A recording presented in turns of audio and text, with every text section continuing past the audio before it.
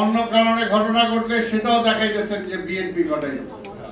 সংস্কার সংস্কার সংস্কার, আরে প্রথম সংস্কারের কথা তো বিএনপি বলেছে, আমাদের নেতা তারেক রহমান বলেছেন।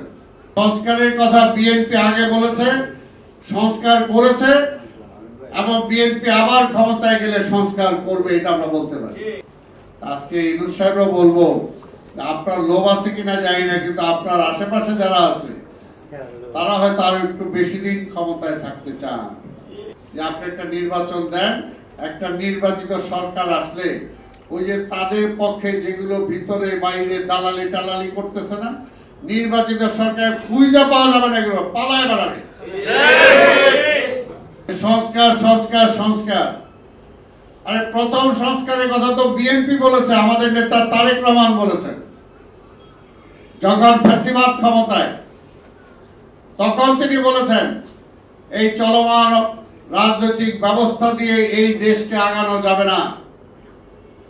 সেই কারণে তিনি ওই ফ্যাসিবাদ যখন ক্ষমতায় ছিলেন তখনই তিনি 31 দফা দিয়েছেন। এই 31 দফা নিয়ে বিভিন্ন রাজনৈতিক দলগুলোর সাথে আলোচনা করেছেন।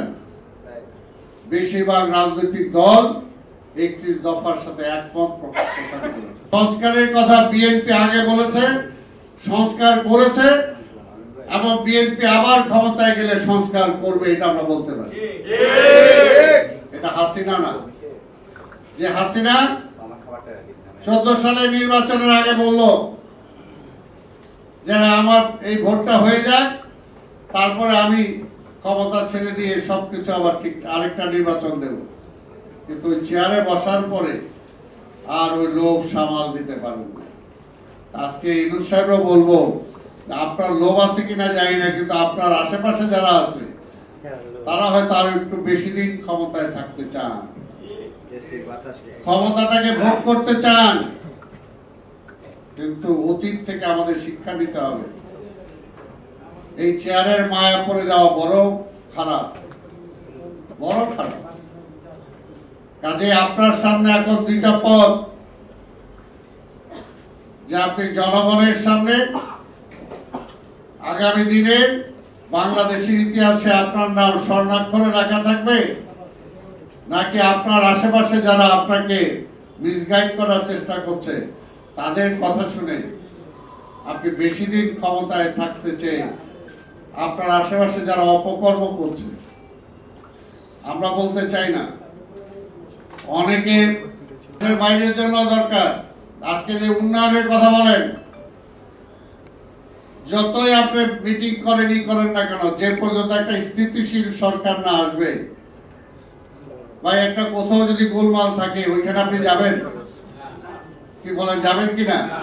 এই নদীর ওই পারে কেরানীগঞ্জে যে আমাদের সালামের এলাকায়, মুর্শিদাবাদে খুব মারামারি, কতদিন ধরে হট্টগোল হইতেছে, তখন আপনার বাবা বা আপনি আপনার সন্তানকে যাইতে দিবেন ওখানে?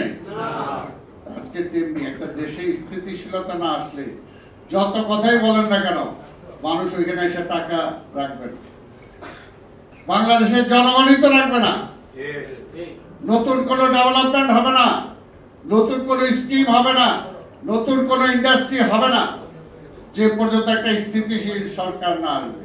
যে আপনি একটা নির্বাচন দেন, একটা নির্বাচিত সরকার আসলে ওই যে তাদের পক্ষে যেগুলো ভিতরে বাইরে দালালি টালালি করতেছে না, নির্বাচিত সরকার খুঁজে পাওয়া যাবে না, এগুলো পালায় বেড়াবে। 5ই আগস্টের পরে আমাদের নেতা তারেক রহমান বলেছেন 15টা বছর কষ্ট করেছেন, কারো ব্যবসা আওয়ামী লীগ নিয়ে গেছেন, কারো বাড়িঘর দখল করছে, আমাদের ছেলেমেয়েরা চাকরি করতে পারে নাই, যারা চাকরি করে তাদেরকে চাকরি খায় ফেলছেন, অন্য জায়গায় পাঠায় দিচ্ছেন। যে সমস্ত ছেলেমেয়েরা নতুন পড়াশোনা করে পাস করছে তারা চাকরিতে ইন্টারভিউ দিতে পারে নাই। তারপরও তিনি বলেছেন এখন কোনো কিছু করা যাবে না, শান্ত থাকতে হবে। সেই কারণেই কিন্তু আমরা শান্ত আছি। ওই যে দুই একটা জায়গায় কিছু কিছু ঘটনা ঘটতেছে, আমরা স্বীকার করি, তাদের বিরুদ্ধে ব্যবস্থা নেওয়া হয়েছে। আবার কোথাও অন্য কারণে ঘটনা ঘটলে সেটাও দেখাইতেছেন যে বিএনপি ঘটাইছে। আমরা বলেছি যে তাহলে আইন কি করে, পুলিশ কি করে, কেন তাদেরকে গ্রেফতার করে না? অর্থাৎ আপনি আইনের শাসনটা, পুলিশের ব্যবস্থাটা এখন পর্যন্ত পুরোপুরি কার্যকর করতে পারছেন না।